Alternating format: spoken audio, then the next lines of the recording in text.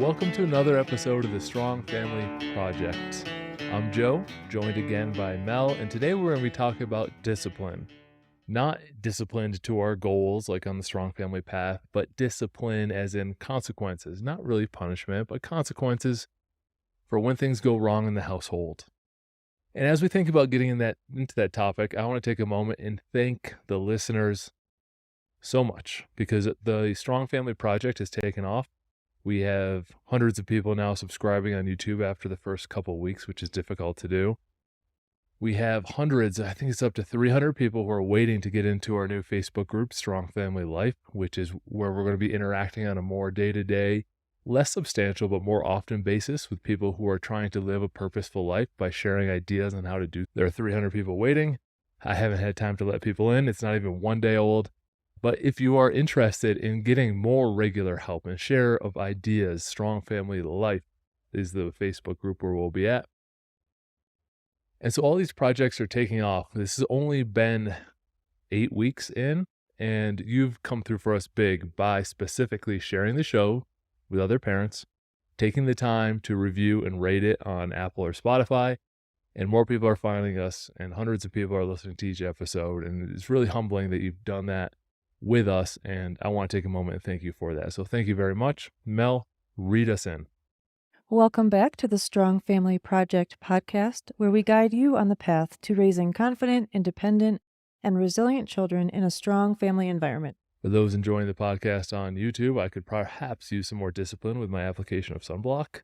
At least today's was a game from Henry. They had a soccer game today. Yesterday was 28 and snowing. Today was 72 and bright sun all day. I know, we showed up and I smelled like sunscreen in the air because everybody's like spraying their kids on. And I was like, I'm one of those parents who just doesn't think about Sweet that. smell of summer. I don't know if I'm sold on it, but I should have. We were out there for hours. Picture day, so it was extra in the baking heat. And just a little side story getting into the topic of discipline. This week I shared that he had one of the game-winning goals, penalty kick, got it in. He actually had 2 goals in this game. He was really excited. He had very disciplined behavior and played really hard. Last week did not go so well. He had a ball go off his leg from another child that went his goal, like an own goal, and we had to work through that. And still, dealing with that disappointment, what I learned from it is trying to reframe something positive. So I knew when he left the field last week that he wanted to talk about the things that went wrong because they were very on top of mind. However, I didn't let him get to that. I said, hey, we're going to get to that in a second, but tell me 2 things you learned today. And he spoke of one child who stepped up their game, and then he spoke of the other team on how well they passed and what he learned from that. And then by the time he got around to his issues with the games, they were much subsided because we started with gratitude. And I spoke to a couple of friends this week who had issues with the same family that their kid did not have a performance up to their child's standard, and the parents weren't really applying pressure to them, but it was the child applying pressure to their own life. And they felt so disappointed, and they're like, how do we work through this? And yeah, we'll do more on that, but that's just one thing that worked, that got him out this week, that had him played hard, and got me a sunburn. All red in the face. It looks like I'm all winded, which I probably am too. A little gassed. So why don't you take over, Mel? Get us into discipline. Okay. Have you ever said or heard someone say, you're being a bad boy, or you're a bad girl? Yes. Okay. And I would imagine the majority of people have heard that being said or have said it themselves. So I think the best place to start with discipline is having this foundation of the person versus the behavior or the choice. And we made this decision a couple years ago. When we speak to our kids, we really try to separate the person from the behavior. So if you're always saying you're a bad boy or something like that, you're really creating some shame in the child because they're seeing it as I'm a bad person versus saying something like you made a poor decision or you made a wrong choice. And then that gives them the power then to make a better choice. So that's the foundational piece here is focusing on the behavior because discipline really is about a kid did something or a person did something that you did not appreciate or that broke the rules, and it's usually a behavior or a choice.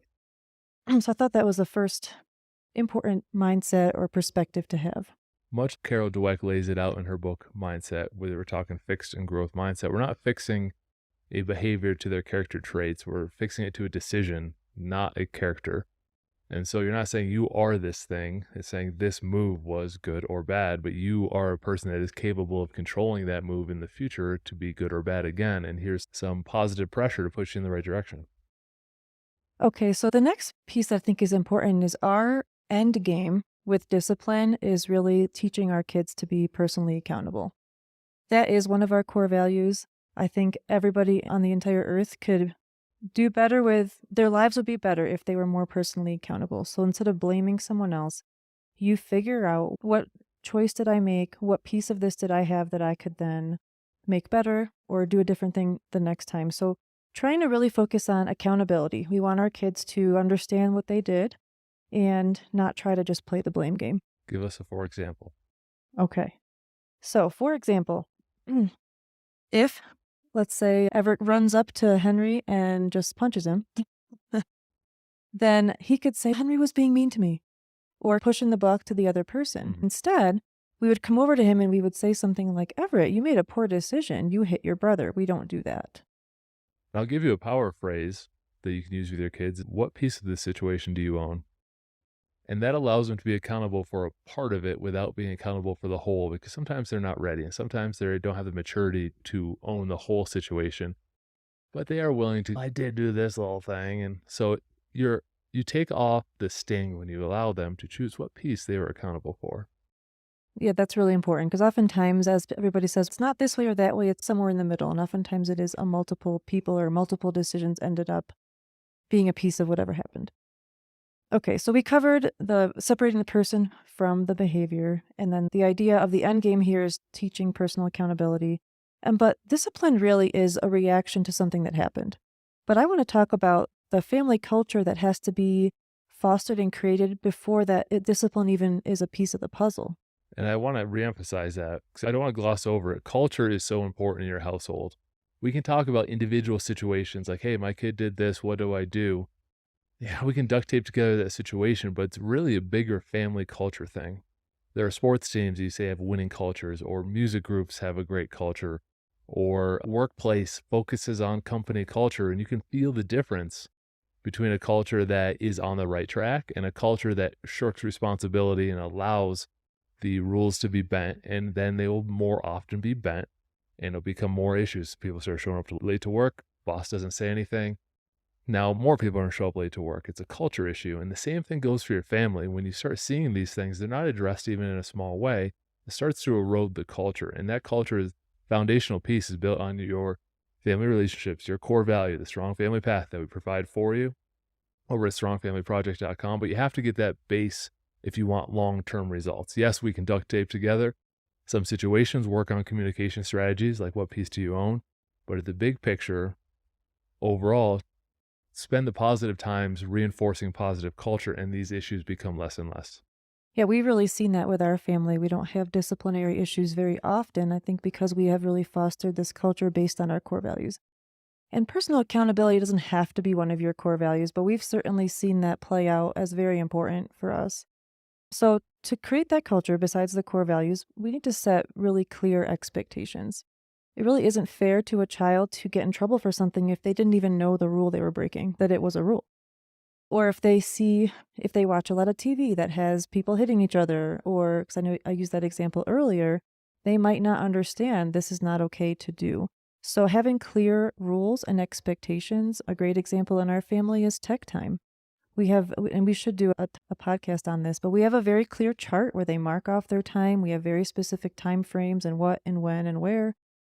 And it doesn't always go perfectly, and we have to deal with that. But because we have the very clear expectations set, when a child does break it, there's really not a lot of wiggle room. Like you did that thing that what you weren't supposed to do. Oh, it sounds like you have a lot of rules. Aren't you ruling with an iron fist? I don't want to command my kids. I am not the general of the household. What do you say to that? We include them in making the rules and we all agree to them. So I think there's is this middle ground. So yes, it sounds structured because we created the structure as a family around important things. It wasn't like I chiseled it into stone and walked into the house and demanded the kids follow these commandments of the home. It's not like that at all. there is a, I want I want people to shift the mindset around that, because I've seen comments on it, people's Instagram posts like, "Hey, I have a structured morning routine with my kids. Let kids be kids." I'll also teach them some things, and there's a middle ground. I don't know that person who posted it. Maybe the kids helped come up with it and said, "Hey, how do I get more energy in the morning?" And they came up with it together. So I think it's a little bit overly defensive to say, "Oh, I'm not going to come up with the rules." Overly defensive, as in excuse making machines. Mel, keep going. Yeah, we don't have a list of rules on the wall or something like that, or we didn't before having Well, we kids. do with tech time. We do have them written down. Yes, but I was gonna get to that. So we don't have, like, a general list, but if we see an issue coming up and we feel like we need to make a rule around it, we meet together at our family meeting, we discuss it as a family, and then we come up with something so the kids are part of the expectations, part of creating the expectations. And then I'm a big fan of charts, so I'm always making charts and laminating them so we can Mm, use dry erase and all that stuff. very exciting. But I've always found that it's great to have it written down, especially if it's something that's as technical as keeping track of time. The next piece that's important, and Joe touched on this, is teaching really good communication skills. Because when a problem arises, we want to be able to sit down and talk about it. I want to be able to ask my question, let my child share what happened, and I want them to be able to communicate it clearly. And sometimes emotions can run high when rules are broken, so we have to also be mindful that we might have to take a break and come back to it. But if we haven't taught communication skills, we talked about you have the floor. I explain what I think happened, and then the other person gets to explain it back to me, and I get to clarify. Because sometimes when a situation arises and two kids are arguing or something, you really need to hear both sides of the story. So we really try to practice with our children how to communicate well and be able to express what happened and how they feel and not just emotionally shut down. I'm going to unload two of the toughest truths on you in a kind way to put these words out there so that we understand them. A friend texted me, Buddy Vince again. Yeah, we used a couple of Vince examples where he said he was at jujitsu and this father was there with his daughter. Daughter didn't perform well or whatever. And the father berated her, yelled at her a way a grown man shouldn't yell at a daughter, is what he had texted me. Yelling is 2 strikes, in my opinion, against a parent. And here are those 2 strikes. Number 1, you'll say, "Hey, I'm not their friend. I'm their father. I'm going to discipline them. That's the way I was disciplined." And so you yell at the child. You are not teaching them to hate you. You're teaching them to hate themselves. You are the role model in their life that means the most, that have brought them up throughout the years, and they look up to you and respect your opinion. And if you say, "You stink," and you yell at the child, your opinion is that child is no good. Now that child is going to look through your lens and say, "You know what? I am no good." So yelling at a child teaches them to hate themselves. It's not male or female, it doesn't matter, mom or dad. Like when you do that, you are not taking the blame to yourself. You are putting it on the child. And that is tough to swallow and emotional to think about, but it is powerful. And I have to put those words out there to be honest with you. The second thing yelling at a child does is it is an attempt to alleviate your stress and your frustrations. It is not to improve the child's life. You get all fired up and then you spout off, and that is you venting and you not having the skills to solve the situation with a calm and clear mind. It is you not having the education or the emotional intelligence to be able to control yourself in that situation. These situations aren't easy, but you have to become a skilled person. And when you yell, especially in public, you are doing more of it for a show, to show other parents, "Look at me, I'm going to discipline, really care," but you're not doing that. That is a lie you're telling yourself to get away with the yelling. And so if you're yelling at your daughter at jujitsu practice, it is for a show so you can show to the other parents like how great of a parent you are, but you're doing it wrong. And people with intelligence can see that you are lacking the skills to navigate the situation in a respectful way. And you're damaging that child's self-confidence to a extreme extent, especially when you do it in public. This is a basic rule of business. You celebrate in public and you criticize in private. But we don't do that with our kids. We criticize them in public because we think that makes us look good. I've seen pictures of parents disciplining their kids like, "Hey, my kid lipped off and I made him like wear this sandwich sign in front of my house saying I won't speak back." Like you share that on social media, which Hey, listen, I have no problem with consequences for a child's behavior, but you're doing it the wrong way by making it very public and damaging to that child's self-confidence. That's all I have to say about that. Okay. This connects right back to the first thing I said about it creates shame when you make the child feel like a bad person, like they're a bad person. So that's really, we try to separate out the behavior. And here's a power phrase, because I know you like to say power question and stuff. You can simply ask the kid and say, help me understand why you made this decision. It's unemotional because obviously something can come up when it hurts you that your child made this choice. But simply ask, help me understand why did you do that? Because maybe their reasoning, not that it's an excuse, maybe it'll shed some light on why this thing happened. It is a great way to slow the pace when you do that, when you get interested in the situation. It happened the other day with one of my sons. We were driving back from the store and he got a little out of line with some comments with me. And I just was quiet for a few seconds. And then I just spoke to Mel and said, hey, I'm trying to figure out if the son meant this as a disrespectful way, or do you think it just came off wrong? We had that conversation and he's still in the car. I could see his eyes getting big in my rearview mirror. Maybe I did step out of line. And then, like, Logan, what was your intention? Did you intend to insult me with what you said? Or did you intend to just vent off? Please explain. And it was an emotionless response because I'm not going to turn around and yell at him. I'm not going to turn into a clash of egos like, what you said was dumb. You don't talk to me like that. And the child just shuts down because the parent gets louder, but not because the parent gets right or interested or helps navigate the situation. And yes, you get the result. Okay, the child's quiet, but deep down, it causes long-term issues. And again, our end goal is to help him or whoever is in the situation become more personally accountable, become more aware of why they do what they do. If you even ask yourself, if you do something silly, you can say to yourself, why did I do that? And if you really have that self-reflection, we want to teach our kids how to self-reflect. It's really important. And I know you're going to get into some concrete examples, but I'll give you one other way you can use it. Sometimes our youngest, Everett, when he's frustrated, he used to cry a little bit, like just get all fired up. And I wouldn't do this if he was hurt, but he would start making those groaning noises. And I'd say, Ev, what's that noise? What's that noise all about? Can you explain to me what that noise is you're making? He's, oh, I'm crying. Like he'll just say it and then whine again. I'm like, oh, I'm not familiar with that noise. I don't think I like the sound of that.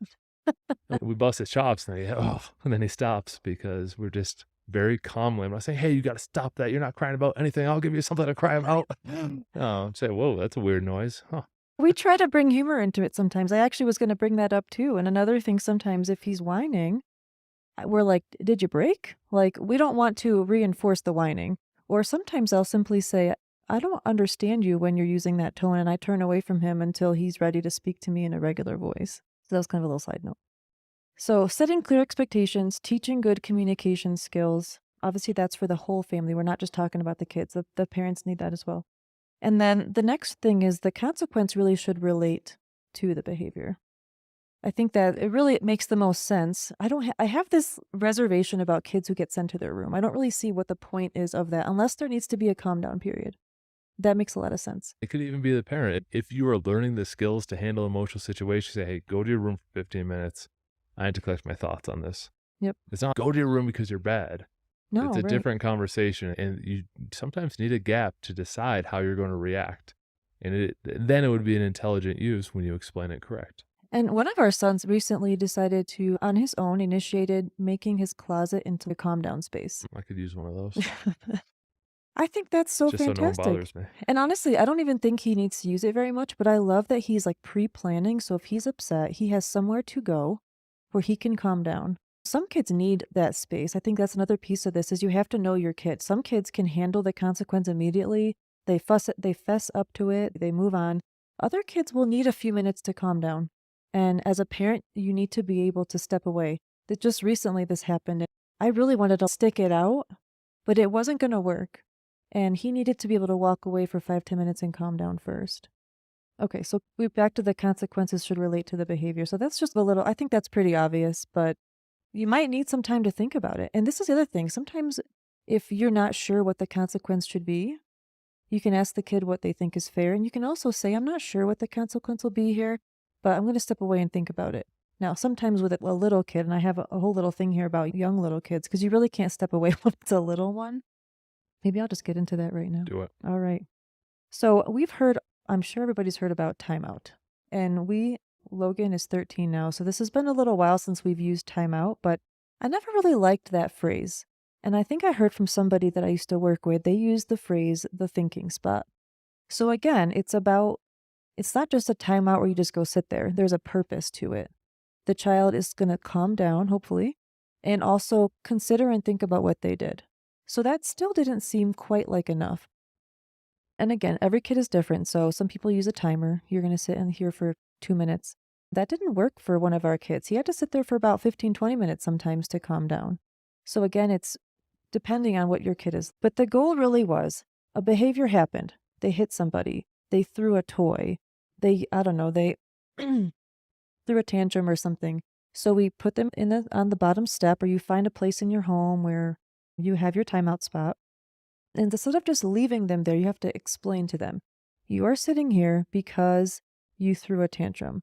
And when you're ready, when you're calm and ready, I'll come talk to you. You can let me know.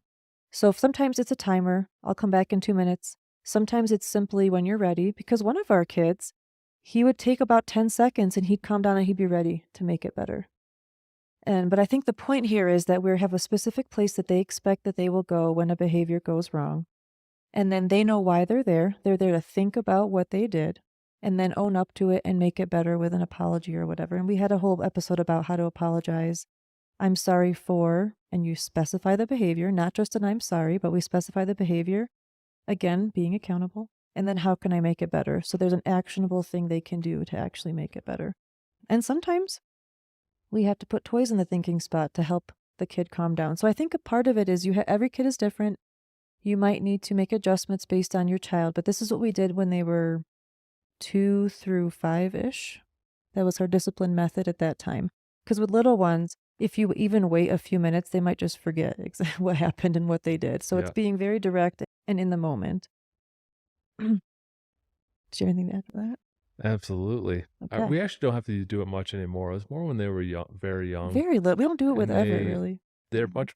We learn the culture of accountability, which we talked about earlier.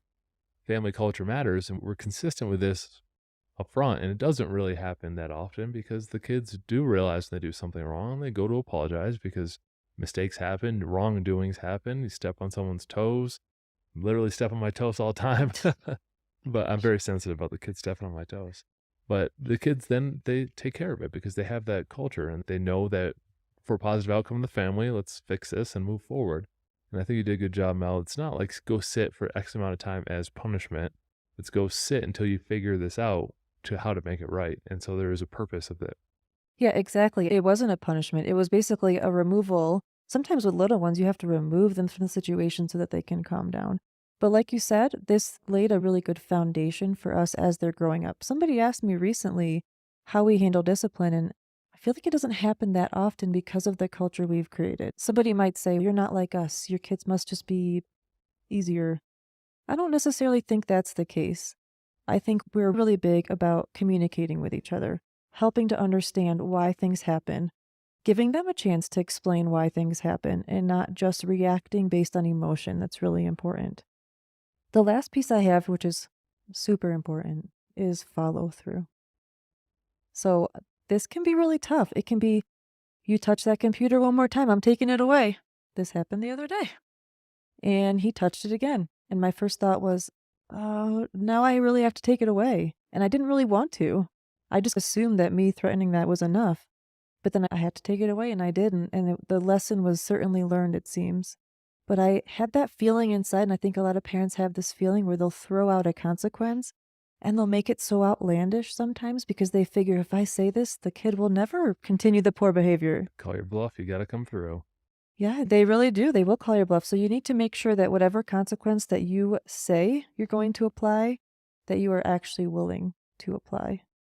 And I have a funny, I think I'm not too old to say that Berenstain Bears is like a really classic series of books. But there's one called The Politeness Plan, where everybody in the family was starting to bicker with each other and be really rude. And Mama Bear created this whole chart about all these different behaviors like snapping back or talking back or being rude at the dinner table or whatever, and there was a consequence associated with each one, and it was all different consequences, so they knew exactly what to expect. The expectations were very clear. She communicated it to them during a family the communication was there, and then they knew the consequence, and then in the book, they followed through, and Papa Bear made the most mistakes. It was very funny. Always. But I think that just summed up a lot of what we're talking about here. And being thoughtful, Mama noticed there was a problem. My kids aren't being polite anymore. Or we noticed months ago we have an issue with tech time. So we noticed the problem and then we did something about it, created rules around it, but we did it as a family. So everybody had buy-in. And we still adjust it. We don't just kind of, sometimes that's another piece of this is that things will change and you have to make adjustments. And that's the power of the family meeting to bring it up. Before my beautifully bronzed skin starts to get too irritated, we're going to have to wrap this up, Mel. My Okay. beautiful lobster bronze Oh my skin. gosh, beautiful. Oh, you know what frustrates me the most about getting a sunburn? Dealing with people the next day who say, looks like you got a little sun. I was gonna say, it looks like you Oh, got some color.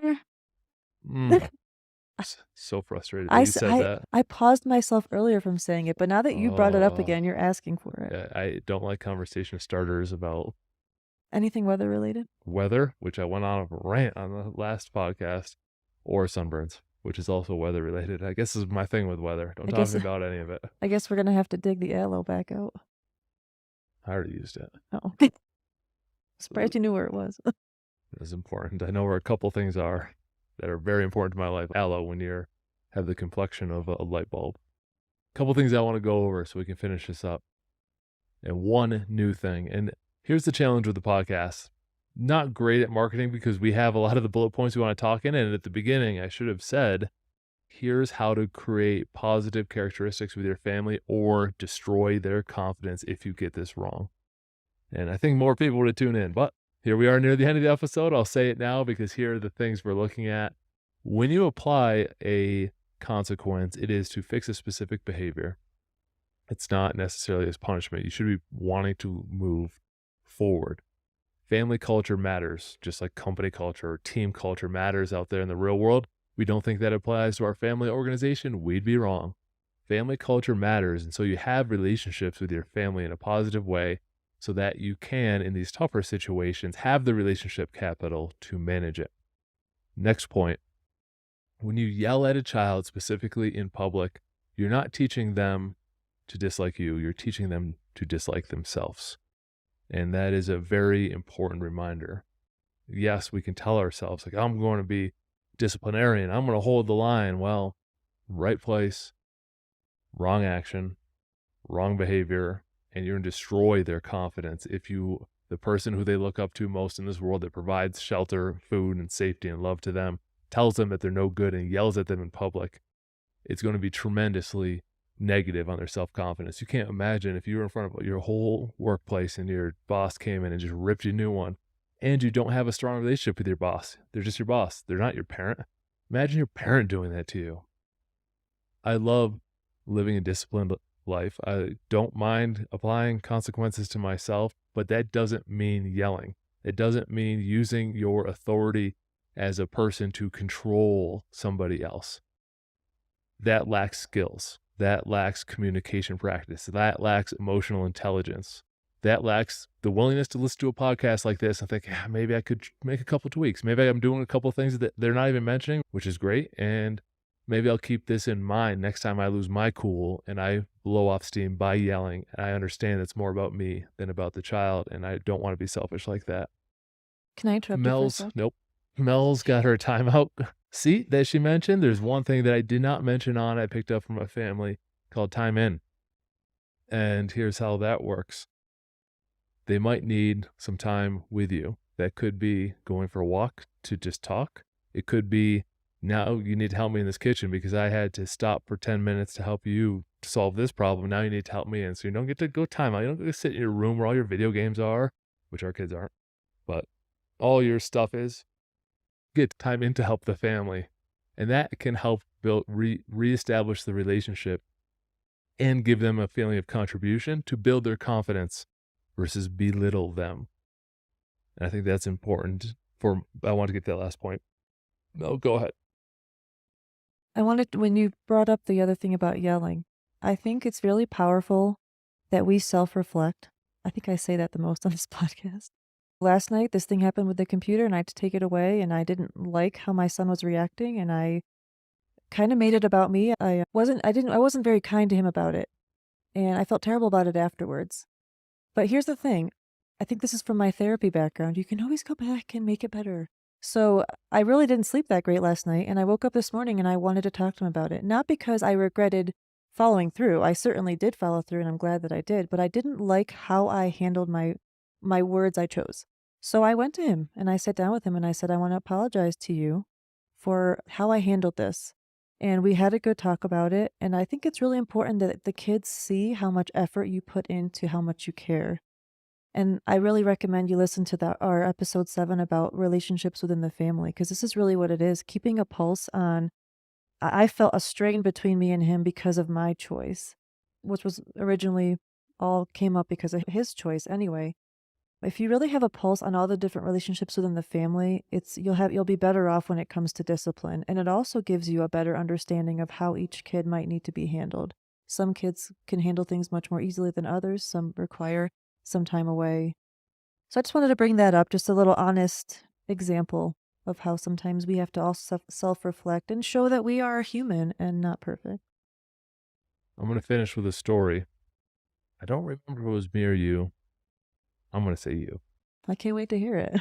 Everett might have been too. We don't yell really in this household. Yes, we talk very clear and direct. We don't really yell. And Everett was doing something. And Mel either talked sternly or raised her voice slightly. And he just looked at her and was like, Mom, you're being real noisy right now. You remember that? Yes, I do. Like they had not heard that before in his life. You're being real noisy right now. I do remember I that. didn't have the right intention. Well, that attests to the fact that we don't really yell, but I think in that moment, there was a reason for me to raise my voice, being noisy. So noisy. Thank you for listening to another episode of the Strong Family Project podcast. Again, thank you for stopping by and reviewing. The written reviews mean a lot to us on Apple. That moves us up the top 100 rating so more people can be reached by the message of living a purposeful life with your family. Mel, last thoughts? No. Good, because there was one more that I had. You can Did you? download the full Strong Family Path to start establishing your family culture. This is a free resource that we provide for you at strongfamilyproject.com. It'll help set your family culture up for success so discipline becomes much less of an issue. We also have the new Facebook group that has launched. People waiting to get in. It's Saturday when we're recording this. Hopefully by Monday, I will start letting people in. So we have small nudges along the way, a resource for you, just ideas from other people. So you're just not hearing our experiences. You're hearing and seeing from other people as well. Thank you for watching or listening.